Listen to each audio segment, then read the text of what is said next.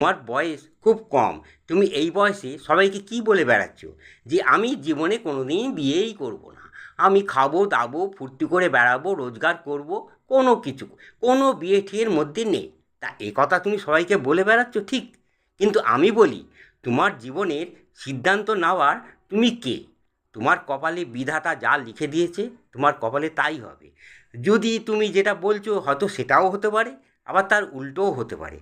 একটা কথা মনে রেখো, জীবনটা কিন্তু ছোট নয়, জীবনটা অনেক বড়। এই সারা জীবনে কখন যে কী দুর্ঘটনা ঘটে যাবে তুমিও বলতে পারবে না, আমিও বলতে পারবে না। তোমার মতো এই রকম ডায়লগ আমি বহু পুরুষ ও নারীর মুখে অনেক শুনেছি। তারা এখন বহু নাতি নাতনির দাদু ঠাকুমা হয়ে বসে আছে। যে পুরুষ কোনো নারীর সঙ্গে মেশার পর হঠাৎ তার ঘরের মানুষের কথা চিন্তা করে, তখন তার কামনা বাসনাকে নিয়ন্ত্রণ করে সে ঘরে ফিরে আসে, সে পুরুষ নয়, সে মহাপুরুষ। তাকে ভালোবেসে। ভালোবাসার মধ্যে যদি হালকা একটু ভয় থাকে, সেই ভালোবাসা খুব মধুর হয়। কেননা প্রিয়জনকে হারানোর ভয়ে প্রিয়জনের প্রতি ভালোবাসা অনেক বেড়ে যায়।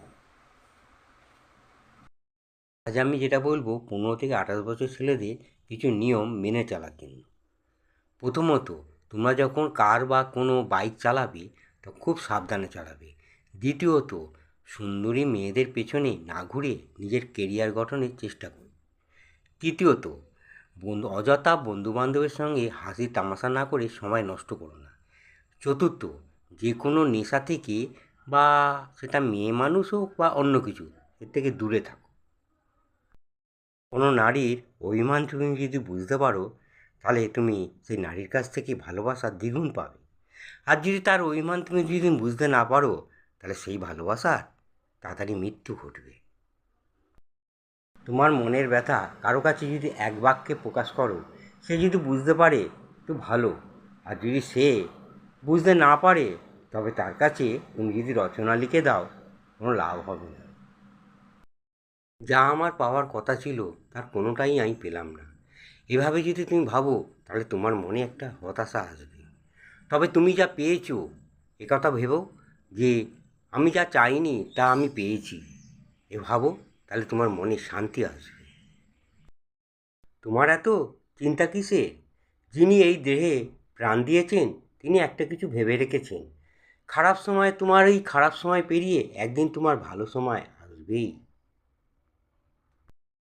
ভালোবাসা একটা রাবারের মতো, সেই রাবারের দুদিকে যদি দুজন টানে, বছরের পর যদি টানতে থাকে লম্বা হতেই থাকবে, বড় হতেই থাকবে, হতেই থাকবে।